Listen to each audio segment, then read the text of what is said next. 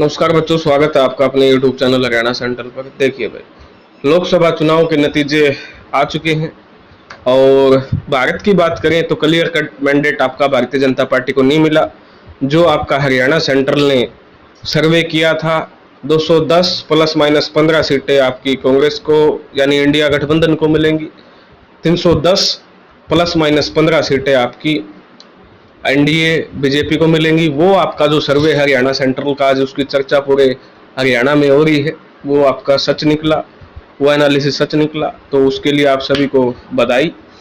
और अब बात करते हैं हरियाणा की। देखिए, प्रधानमंत्री कौन बनेगा, क्यों बनेगा, कैसे बनेगा, वो एक अलग मैटर है। लेकिन हरियाणा का जो बात करते हैं, किक सीट की बात करते हैं, हरियाणा सेंट्रल का जो सर्वे था वो था आपका 6-4 का। आप सभी को पता है एक पार्टी 6 जीतेगी, एक 4 जीतेगी, ऐसा प्रोजेक्शन था। लेकिन दोनों ही पार्टी आपकी 5-5 पे सीमित हो जाती है। और नायब सैनी का हमारा जो प्रोजेक्शन था वो यही था कि वे नायब सैनी चुनाव जीतेंगे, वो जीत चुके हैं। ठीक है, यहाँ पर हमने 6 सीटें कांग्रेस को दी थी, 4 सीटें भारतीय जनता पार्टी को दी थी, जो हरियाणा सेंट्रल ने सर्वे किया था। उस सर्वे के विपरीत एक seat extra Bharatiya Janata party को मिली है, और वो कौन सी सीट मिली है वो भी मैं इस सर्वे में आपको बताऊंगा, जो कि हमने नहीं दी थी।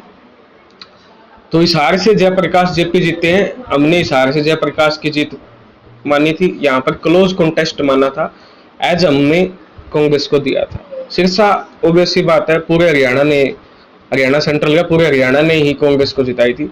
भिवानी महेंद्रगढ़ जो सीट है, ये हरियाणा सेंट्रल ने कांग्रेस को दी थी, रावदान सिंह को।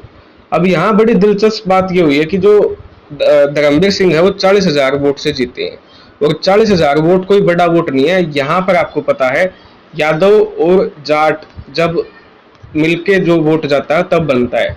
अब ये कहने में आ रहा है कि भाई जो धर्मवीर सिंह थे उनको यादवों का वोट मिल गया, इसका अपोजिट आप बोल लो तो जो रावदान सिंह है उनको यादवों का वोट नहीं मिला। लेकिन ये बात पूर्ण रूप से सच्चाई नहीं है। जो जाट वोट धर्मवीर सिंह को जाना नहीं था, वो जाट वोट भी तो गया है धर्मवीर सिंह को। जाट वोट भारतीय जनता पार्टी से नाराज था, किसान नाराज थे, लेकिन फिर भी धर्मवीर सिंह को वो वोट गया है। तो ये जो चुनाव है, कुछ आपको है ना यूट्यूब पे आके बेवकूफ बनाएंगे। यादवों का वोट तो धर्मवीर को गया, लेकिन जो जाट वोट दान सिंह को जाना था वो क्यों नहीं गया भाई? तो जो जाट वोट दान सिंह, ये तो दोनों की पे बात होगी ना, यादवों को इसका मिल गया धर्मवीर को, और जो जाटों का जो जाना था दान सिंह को वो गया नहीं। तो ये क्लियर कट है, दोनों जातियों ने अपने विपरीत आपका वोट दिया है। लेकिन यादव समाज से तो चलो उम्मीद थी वो दे सकता है, क्योंकि भारतीय जनता पार्टी के पक्ष में उनका झुकाव है ओबीसी का। लेकिन जाट समाज से धर्मवीर सिंह को वोट जाएगा, इसकी गुंजाइश नहीं थी। और ये 40,000 से एक बड़ा झटका कांग्रेस को है। ये जीतती जिताई सीट आपकी कांग्रेस के हाथ से गई है, भिवानी महेंद्रगढ़। और किरण चौधरी का नाम अब काफी उछल गया है, वो तो कांग्रेस पार्टी इंटरनल सर्वे करेगी क्या किरण चौधरी की कोई भूमिका यहाँ थी। ठीक है, चलिए जी, अब अगली सीट की बात करते हैं। अगली सीट है आपकी गुरुग्राम की इंद्रजीत सिंह की। ये हरियाणा सेंट्रल ने आपकी बीजेपी को दी थी, लेकिन इसमें एक बड़ी दिलचस्प बात हुई है। 2:30 बजे तक, दोपहर तक पसीना अड़ा दिया आपके राज बब्बर ने इंद्रजीत सिंह को, और यहाँ पर भी इंद्रजीत 75,000 की मात्र लीड से जीते हैं। यानी मैं ये पहले ही कांग्रेस को, बीजेपी को देके चल गया था सीट, लेकिन राज बब्बर ने जो चुनाव लड़ा है और जो भूपेंद्र सिंह हुड्डा ने टिकट का सिलेक्शन किया है, वो काबिले तारीफ है। उसकी तारीफ होगी, उसकी चर्चा करनी पड़ेगी आपको। पसीने अड़ा दिए भाई इंद्रजीत के। दोपहर 2:30 बजे लग तो इंद्रजीत पाछा चला था। 2:30 बजे के बाद जब गुरुग्राम की जो शहर की जो वोटिंग स्टार्ट हुई है, उसके बाद उन्होंने अभूतपूर्व लीड आपकी हासिल की है। तो इसका मैंने पूरा मैटर समझा दिया आपको। अब आ जाओ फरीदाबाद। इसको हमने पहले ही कह दिया था कृष्णपाल गुर्जर जीतेंगे, हमारे सर्वे में भी जीत रहे थे, और लगभग 1,60,000 के मार्जिन से आपके जीते। रोहतक सभी बच्चे को पता था आपके दीपेंद्र हुड्डा जीतेंगे, 3 लाख प्लस के मार्जिन से आपके जीत चुके हैं। और उसके बाद सतपाल ब्रह्मचारी हमने कांग्रेस को एज में रखा था, लेकिन ये फाइट मैंने आपकी टाइट रखी थी, और एक मैंने टाइट रखी थी ये, और एज इनमें दोनों को कांग्रेस को दिया था। सतपाल ब्रह्मचारी जी भी आपके जीत चुके हैं, लेकिन इसका अभी तक जब मैं वीडियो रिकॉर्ड कर रहा हूँ रिजल्ट अनाउंस नहीं हुआ है। लेकिन जो उनकी लीड रहेगी वो लगभग 30,000 के आसपास की लीड से वो जीते हैं चुनाव अपना। और कांग्रेस ने यहाँ पर ब्राह्मण के खिलाफ ब्राह्मण उम्मीदवार उतारा, जो कि उनको बेनिफिशियल रहा। हालांकि सतपाल ब्रह्मचारी को 10 दिन मिले थे आपके जो है चुनाव प्रचार करने के, लेकिन 10 दिन में मुझे नहीं लगता कि सतपाल ब्रह्मचारी को अपने जो वोट है वो मिला है। सतपाल ब्रह्मचारी को बीजेपी के जो नीतियां हैं उनके खिलाफ का वोट और हुड्डा के नाम पे जाट वोट आपका ब्रह्मचारी को मिला है। ब्राह्मणों ने वोट दिया, चलो उनके उम्मीदवार थे उनकी जाति के, लेकिन ब्राह्मणों का वोट आपका बड़ौली को भी गया है। अब बात करते हैं करनाल की। ये हमारे सर्वे ने पहले कह दिया था मनोहर लाल खट्टर जीतेंगे। दिव्यांशु बुद्धि राजा ने अच्छा मुकाबला किया, 6 लाख की लीड को 2.25 लाख की लीड पे आपके दिव्यांशु बुद्धि राजा लेके आए हैं।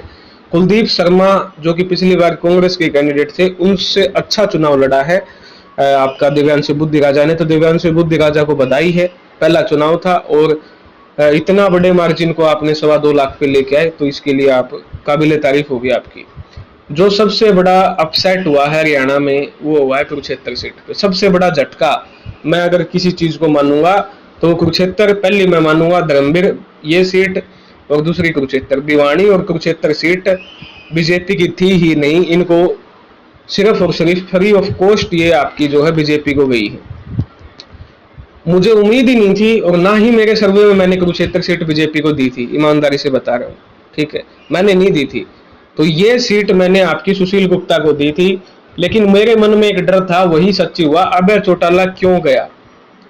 क्यों अभय चौटाला साहब गए आपके कुरुक्षेत्र? कोई उनसे ये सवाल पूछने वाला हो, जाट समाज को ये सवाल पूछना चाहिए कि भाई तुम्हें सिर्फ 75,000 वोटों के लिए कुरुक्षेत्र गए थे क्या?